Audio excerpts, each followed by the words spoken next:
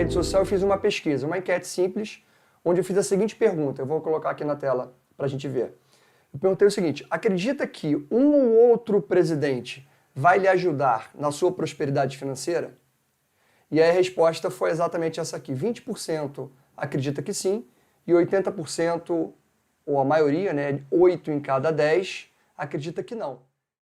Olhando para o seu patrimônio, para a sua prosperidade financeira, a gente pode perceber o seguinte: quais são as preocupações que você deveria ter relacionados ao seu investimento, ao seu patrimônio. Bom, existem 4 grandes camadas de proteção que a gente pode correlacionar.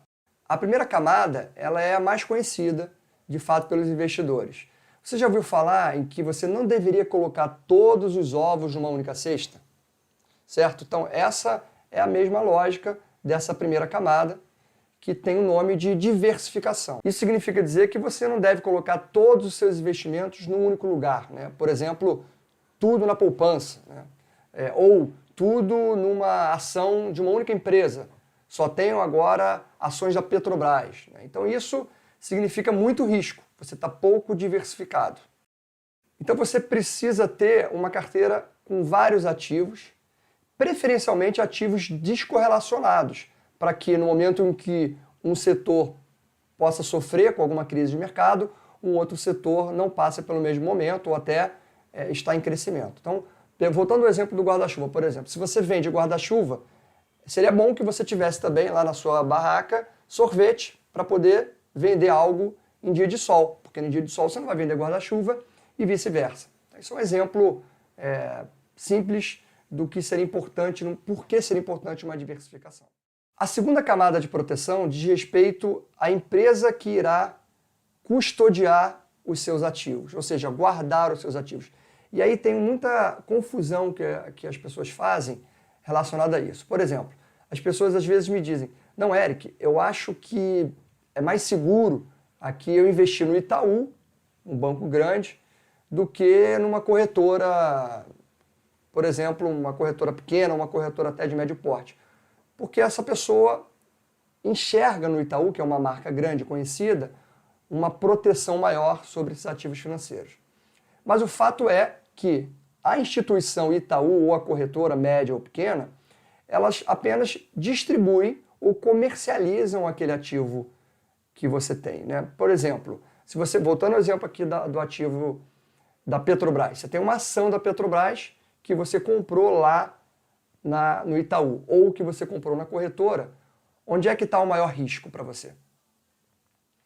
Tanto faz, porque o Itaú não foi o emissor daquela ação. Quem emitiu aquela ação foi a Petrobras, da mesma forma a corretora, que só comercializou aquele ativo. Então, o seu risco não está na corretora ou no banco, e sim no emissor Petrobras. Então, ação da Petrobras, o risco é da empresa Petrobras, independente de onde você comercializa e comprou ou, vamos dizer, consolida a sua carteira de investimento. Então, essa é uma outra questão, né? Camada 2 de proteção tem a ver com a empresa. Bom, e aí a camada 3 de proteção, ela está associada ao instrumento em si que você utiliza para ter aquele ativo financeiro. Eu gravei um vídeo aqui, vou até colocar o link na tela, falando exatamente sobre essa diferença entre instrumento e ativo financeiro. Por exemplo, uma previdência, que possui certas características de benefício fiscal e sucessório. Uma pessoa às vezes pode pensar, e eu já ouvi falar isso, né? A pessoa chegou e comentou que, poxa, Eric, a minha previdência aqui ela está com rendimento muito baixo. Bom, e aí primeiro que eu penso, né, sobre esse comentário é que, na realidade, não é a previdência que está com um rendimento baixo, né? Baixo dentro da expectativa que aquela pessoa possui, né?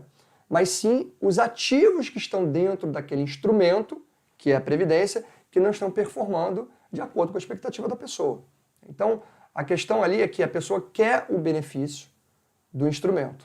Então, e aí um outro elemento que poucos conhecem é que você pode buscar esses benefícios do instrumento em outro local, que não é a previdência, que tem inclusive mais benefícios fiscais e sucessórios, e que você pode ter ali ativos financeiros que vão performar muito mais do que normalmente você vê nos PGBLs e nos VGBLs. Então, é possível otimizar bastante essa terceira camada de proteção. E por último, a quarta camada de proteção está associada à jurisdição.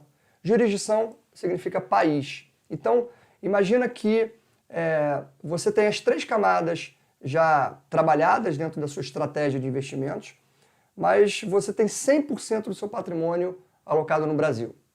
Nesse caso, você está infringindo, se parar para pensar, a primeira camada de diversificação, porque você está 100% concentrado no Brasil, né? O único país onde você tem 100% dos seus investimentos, 100% do seu patrimônio. Então, há uma certa contradição aqui se você não tratar dessa última camada, né? Que é a camada de diversificação, e aí a gente está falando de investimentos no exterior. Inclusive, gravei alguns vídeos falando um pouco sobre esses canais de investimento fora do Brasil. Portanto, essa última camada, ela tem a ver com tratar do risco sistêmico. E isso tem muito a ver com o risco do momento atual que a gente está passando, momento eleitoral, né, e um pouco da provocação sobre esse sentimento lá na enquete que eu comentei aqui no início do vídeo.